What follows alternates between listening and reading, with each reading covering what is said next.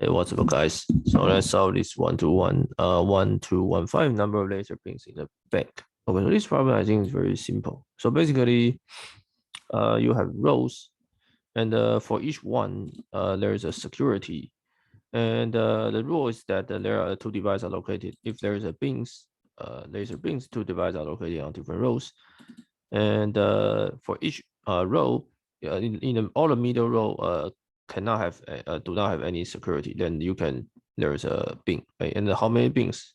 For example, 3 times 2 is 8, 6. 2 times 1 is 2, right? So total you have 8 beams. Okay, so and for this one you don't have. Oh, so this problem is very simple. The idea is that you start from the first row and count how many beams. Okay, so for example, in this case, you get 3, 0, 2, 1. Okay, so this is the number of ones. Okay, and for each time you see 0, you just delete it, right? Because that means you can, and then times this, you get 6, times this, you get 2. So total is 8. Okay, so this is the answer. For example, in this case, you get 3, 0, 3, and you delete these 2, but there's no other guy you can you can do the computation, right? So you get 0.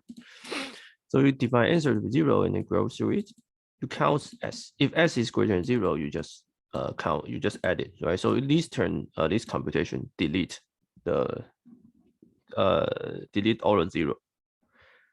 Okay, so in this case you get 3, 2, 1. Okay, you get, so this answer in this case is basically 3, 2, 1. And then we just do the products, right? So if length is 1, that means you don't have anything to product. You should return 0. Otherwise, you define answer. You define the result of 0 and add the answer I plus answer I plus 1, and then return results. Right. So very straightforward, and you can directly solve the problem. So this problem is very easy, right? Once you understand what it's talking about, you just write everything down. Okay. So see you guys next videos.